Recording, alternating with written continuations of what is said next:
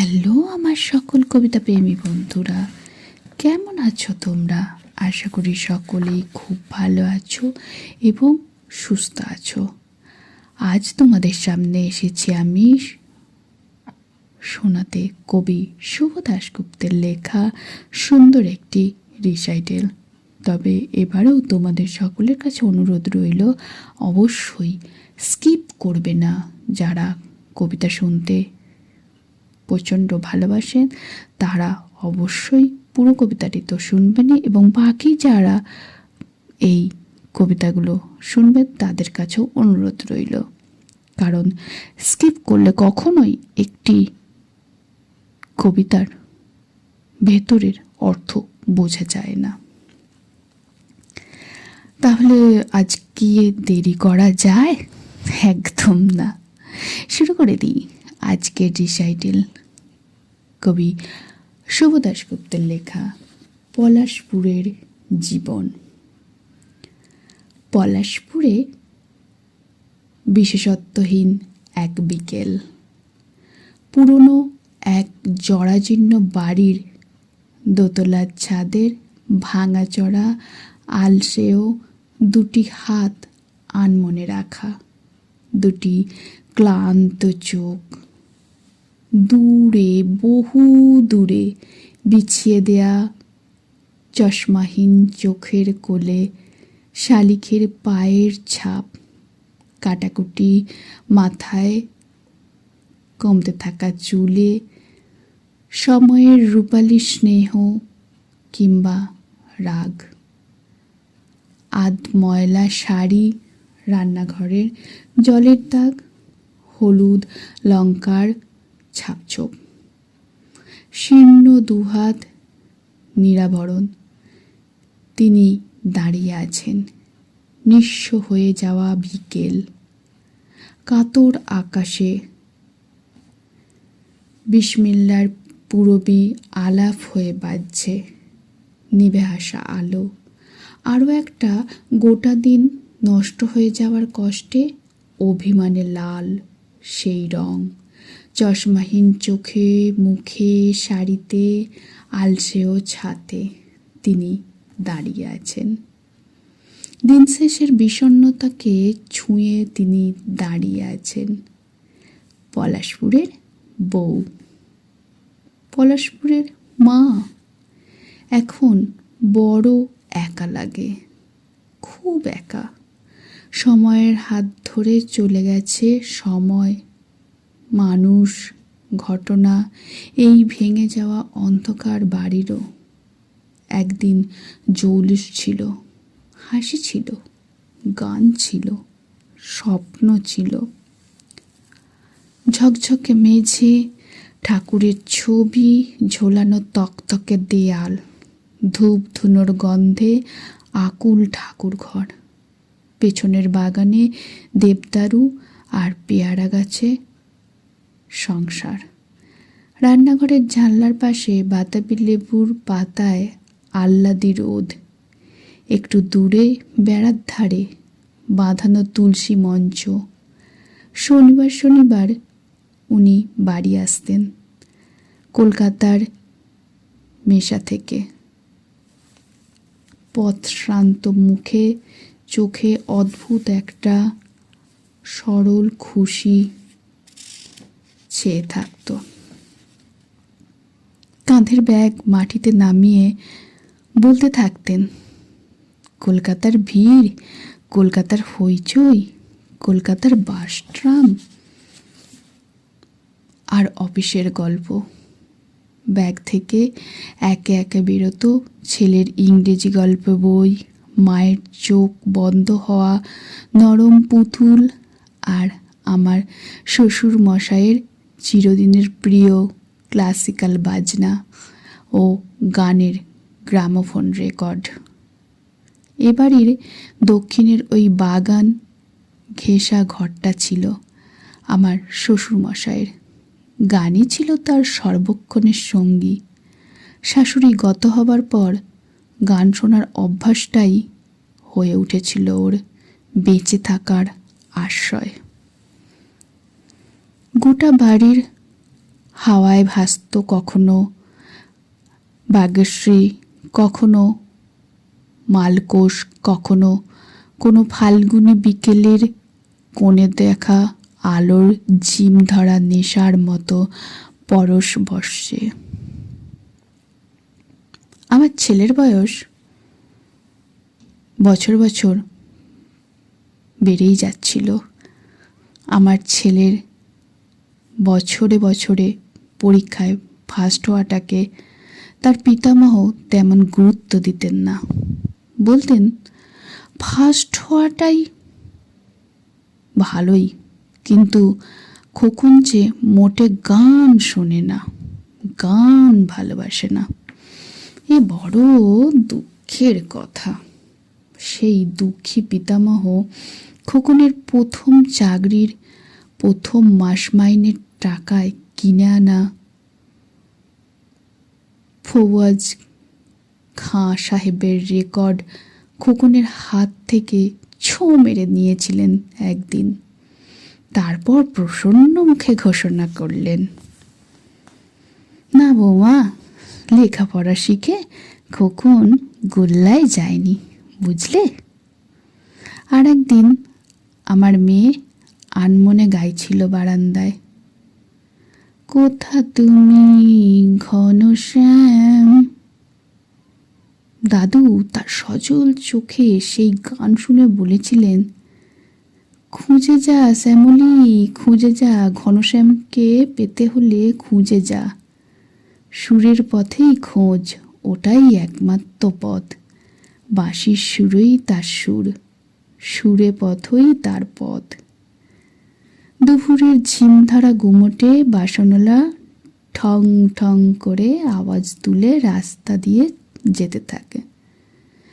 ছাতার সারাইওলা এক বুড়ো মাঝে মাঝে বারান্দায় এসে একটু জিরিয়ে নেবার ফাঁকে বসে, গল্প জুড়ে দিত খোকনের দাদুর সঙ্গে।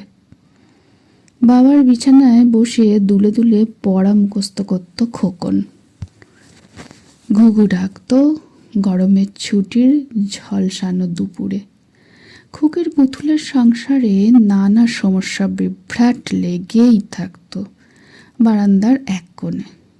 একদিন উনি কলকাতা ফেরত হাতে ইলিশ কিংবা নলেন গুড় কিংবা ভীমনাগের সন্দেশ নিয়ে বাড়ি ঢুকেই লাগিয়ে দিতেন হট্টগোল। মনে হতো যেন সবেমাত্র জিতে এলেন তৃতীয় পানিপথের যুদ্ধ। সেই সব রাতে খাবারের থালায় মাংসের স্বাদুগন্ধ আর সন্দেশের জমজমাট বাড়াবাড়ি। বাতাসে ঝাঁকঝাঁক খুশির মতো ছড়িয়ে পড়ত জয় জয়ন্তী কিংবা ব্রাদেশী। বাগানের দীর্ঘ দেবদারু আর পেয়ারা পাতারা রাত ঘন হলে ফিস ফিস করে বলতো, বাঁচো বাঁচো, খুব করে বাঁচো। রাত আরও ঘন হলে কানের কাছে ঠোঁট এনে চুপিস্বরে বলতেন উনি, তোমার চিবুকর এই ছোট্ট জরুলটার চেয়ে দামি মণিরত্ন বউবাজারের গয়নার দোকানেও মেলে না গো। মানুষটা ছিল বড় সাদাসিধে, দিল খোলা, পাগলামিও ছিল, দুষ্টুমিও কম না। একদিন বাড়ি ফিরতেন বিনা নোটিশে বেদিনে, হঠাৎ পাওয়া কোনো ছুটির দৌলতে। বিকেলের আবঝা আলোয় বাবার ঘরে বসে বলতেন যত, শুনতেন তার চেয়ে অনেক বেশি। বাবা শ্রোতার মতো সেই শান্ত চেহারাটাকে দেখে আমার খুব হাসি পেত। চোখের ইশারায় হাসি ছুঁয়ে বলতাম, কেমন জব্দ। তারপর রাত বাড়লে গোটা বাড়িটা যখন ঘুমিয়ে পড়ত, আকাশ ভাঙা বৃষ্টির মুখর একটা তেমন রাতে বাগানের গাছপালার হাওয়া আর জলের তুমুল মাতলামির ইমন যখন বাজত, জল দে,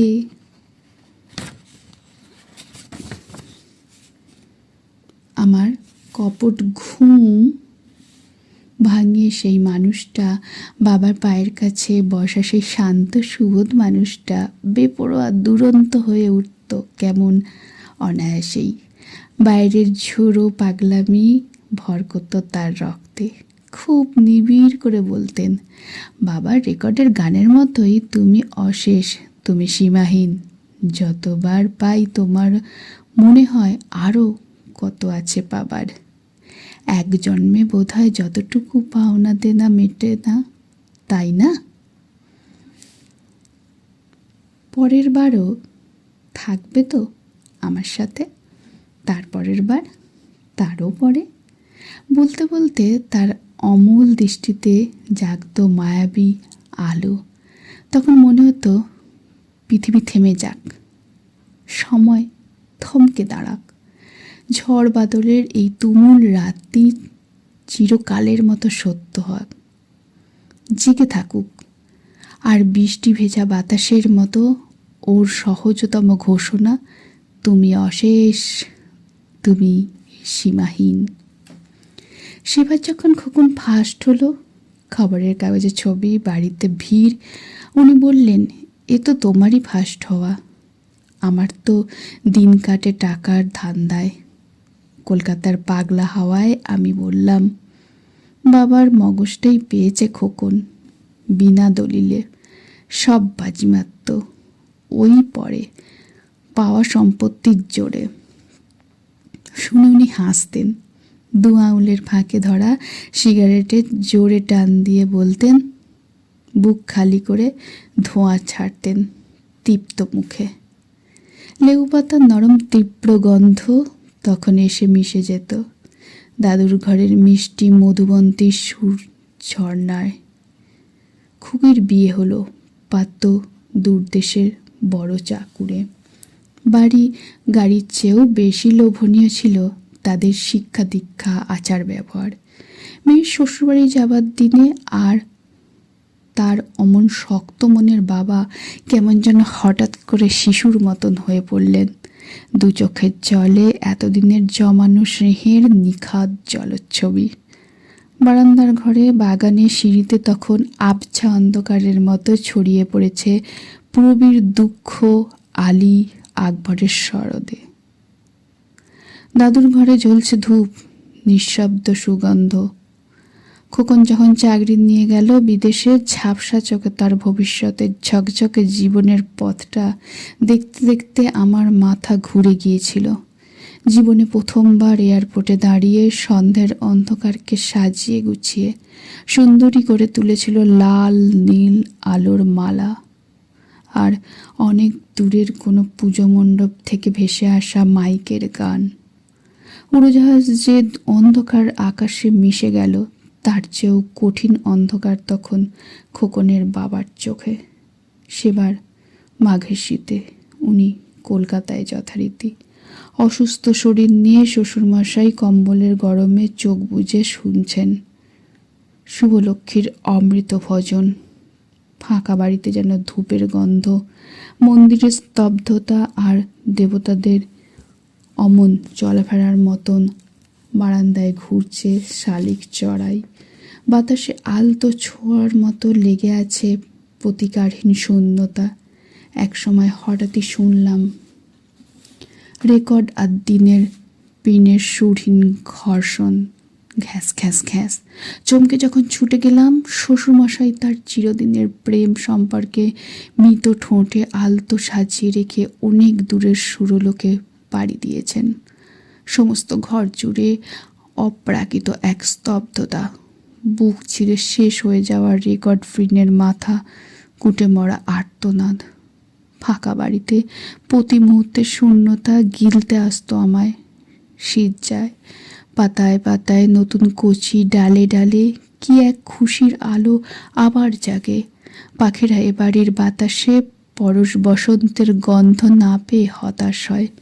উনি বললেন, বাড়ি বিক্রি করে চলো কলকাতায় চলে যাই, বুড়ো বুড়ি কেটে যাবে যা হোক করে। খোকন তো আর দেশে ফিরবে না এমন তো অবস্থায়, চলো। খুকি আছে সুখে বড় সংসারে, এদিকে আসার আর সুযোগ হয়ে ওঠে না।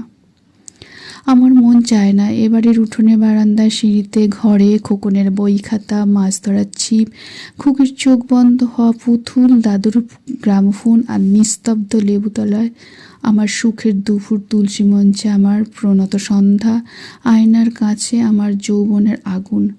আমার মন চায় না, তবু ওরও তো বয়স বাড়ছে, আসা যাওয়ার ধকল বড় বেশি হয়ে পড়ছে। নিমরাজি হতে হতে কিছুকাল গেল। তারপর শাঁখা, সিঁদুর, লক্ষ্মী পুজো, মঙ্গলচণ্ডী, বছর বছর স্বামী পুত্র কন্যার জন্য রক্ষেকালী মানত সব এক ফুঁয়ে তুচ্ছ করে ঝড়ের প্রচণ্ড উড়নচণ্ডী পাগলামির মতন এলো এক মারণ ঝড়। আলো মুছে গেল, উল্টে পাল্টে প্রলয়ের আবর্তে পড়ল আমার পৃথিবী। নিশ্চিন্ত নিরেট কঠিন এক ভীষণ অন্ধকার আততায়ীর মতো ঘিরে ধরল সমস্ত সুখ, সমস্ত দুঃখ, সমস্ত কল্পনা ভাবনাকে। আশা ভরসা দলে পিষে মারিয়ে, গুঁড়িয়ে, উড়িয়ে, ভেঙে ছিঁড়ে আমায় নিয়ে এলো অতল এক অন্ধকারের শব্দহীন গভীরে। পুজোর পরেই বরাবরের মতন উনি শনিবারের ট্রেনে ফিরছিলেন। সন্ধ্যের কুয়াশা আর বিধাতার ছেলেখেলায় লাইন পেরোতে গিয়ে পেরিয়ে গেলেন জীবনের সমস্ত আলো, হাসি, গানের সীমানা। অতজার বুক ভরা হাসি, স্নেহ, প্রেম, অমনজার সম্রাটের মতন বিরাট হৃদয়, অমনজার ছুটিতে বেঁচে থাকার শৌখিনতা, ছুটন্ত ট্রেন কুয়াশার পর্দা ছিঁড়ে আচমকা এসে তাকে ছিন্ন ভিন্ন করে দিয়ে গেল এক নিমেষে। লাইনের ধারে, কাছে, দূরে ছিটকে পড়ল কাঁধের ব্যাগ, যার ভেতর ছিল আমার জন্য কলকাতা থেকে কেনা নতুন চশমা, যার বিষয়ে উনি বলেছিলেন, দেখো এমন একখানা চশমা বানিয়ে আনবো না, তোমার বয়স যাবে কমে 20 এক লাফে। বলেই ওর ওই ছেলে মানুষই হাসি, সেই বেশি বয়সের ছেলে মানুষটিকে নির্মমভাবে দলে মুচড়ে ভাঙা চশমা পরে রইল রেল লাইনের পাথরে। তারপর সময় স্নেহের ফুরসয়ে আবার ফিরে আসা ধ্বংসস্তূপ থেকে কখনো কখনো যেমন ফিরে আসে ডানা ভাঙা রক্তাক্ত শালিক, আবার বেঁচে থাকা রঙহীন, শব্দহীন, সুরহীন এক শূন্য উপত্যকায় অসহায় পঙ্গু এক অবসন্নতা। মাঝে মাঝে খুকির চিঠি আসে, খুব দুষ্টু হয়েছে ওর ছোট্ট ফুটফুটে মেয়ে। রঙিন ঝকঝকে ছবিতে দেখা এক্কেবারে খুকির ছেলেবেলা, যেন অ্যালবাম থেকে চুরি করে নেয়া। বাণিজ্যে লক্ষ্মী লাভের পরিপূর্ণতায় বিরাট সংসার ছেড়ে খুকি ওর বাবা মা মারা যাবার পরও একবারও ছাড়া আসেনি, আসে না। চিঠিতে লেখা, মা তুমি আমার কাছে চলে এসো, এখানে এরা সবাই খুব ভালো, তোমার কোনো কষ্ট হবে না। খোকনও বিদেশ থেকে লেখে, তোমায় গিয়ে একবার নিয়ে আসবো মা, পলাশপুরের ভাঙাচোরা বাড়িতে আর থাকতে হবে না তোমাকে পড়ে, এখানে এলে দেখবে জীবনটা কি সুন্দর, ঝলমলে, কষ্টহীন। বিকেলের নিভে আসা আলোয় পলাশপুরের দোতলায় ভাঙা আলসের আনমনে দুটি হাত রেখে তিনি আজও দাঁড়িয়ে থাকেন সমস্ত পলাশপুরের নিস্তব্ধ আকাশ, মন খারাপ করে চুপ করে থাকা শনিবারের সন্ধ্যাবেলা বাগানের দরজায় এসে আর দাঁড়ায় না। উজ্জ্বল রিকশা, উঠোনে ঘাম মুছতে মুছতে সেই সুখী গৃহস্থের প্রেম বাৎসল্য, ব্যাগের অন্ধকার থেকে উঠে আসা বই, রেকর্ড লজের পুতুল আর আসে না। শূন্য দেয়ালে আর ঝোলে না খোকনের লাটাই, মাছ ধরার শিব, বারান্দায় কোণে খুকির পুতুলের সংসার কবে ঠিকানা বদলে ফেলেছে। দক্ষিণের ঘরে মাকড়সার বিছিয়ে রাখে জালে, বেকায়দায় আটকে আছে 2-1টা মাছি, আর শব্দহীন সুরহীন এক মৃত গ্রামোফোন। সমস্ত পলাশপুর বিশ্বজোড়া হাহাকারের মতন গুমড়ে মরা পুরনো ব্যথার মতন গুরুতর স্তব্ধতার মুখোশে ঢাকা থাকে। সন্ধ্যা ঘনিয়ে আসে, অনেক দূরের আকাশে দুটি একটি তারা। ছাদ থেকে ঘরে ফেরেন পলাশপুরের বউ, পলাশপুরের মা। কণ্ঠে শ্রাবন্তী সাহা। রিসাইটেলটি এখানেই শেষ করলাম। নমস্কার।